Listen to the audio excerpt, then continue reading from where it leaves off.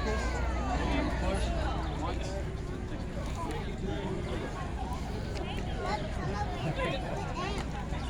do you want to meet the astronaut?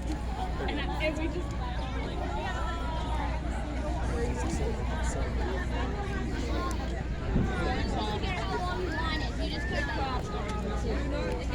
He's the longest living one.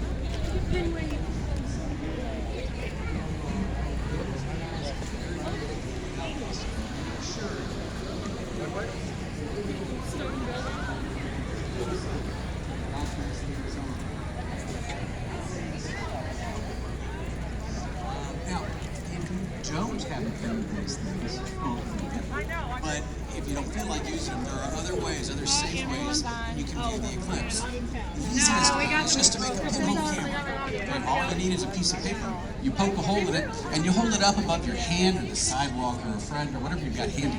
And it will actually project an image of the eclipse down onto that surface. Okay, so you can sit there and watch it completely safely.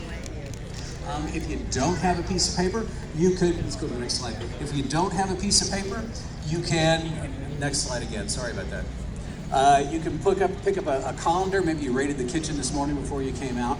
You hold that up above the sidewalk and you'll see hundreds of little images of the eclipse as it happens on the sidewalk beneath you.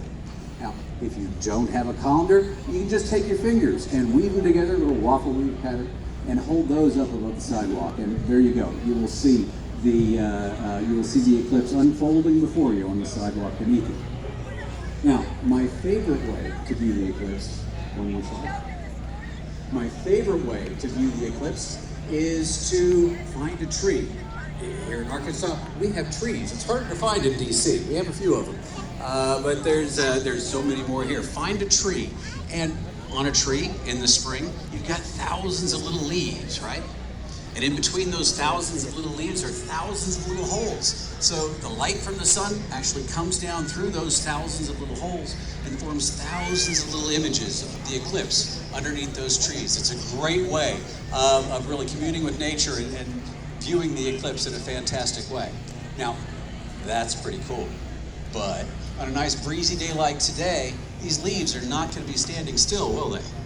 No, they're going to be moving just a little bit. So all of those thousands of images of the eclipse on the ground beneath the trees are going to be dancing around as well. And that little dance that they're doing is mirroring the celestial dance that we've got in the sky above. This is going to be a fantastic, fantastic day. Now, can you go back 2 slides? There we go. Now, in the run-up to the eclipse, you got to make sure that you've got these eclipse glasses. Okay. Oh, and I did want to say one extra thing. I do know that many of you have brought telescopes and cameras with fancy lenses and things like that. You want to be so careful with that. Now, telescopes especially, of course, they intensify the sunlight coming down.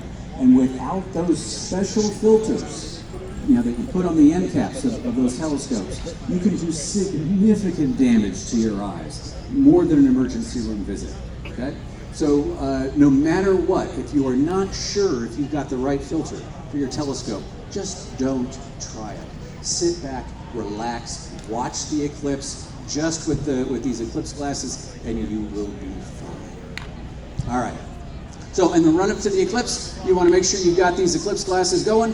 Once the totality happens, you can take them off, sit back, enjoy the eclipse. But then once totality is over, after 4 minutes and 11 seconds, you've got to put these things back on, all right? And then you can enjoy the remaining hour and a half or so of the eclipse safely. Thank you all very much. I appreciate your attention. I'm going to turn it over to the next speaker. Have a good time.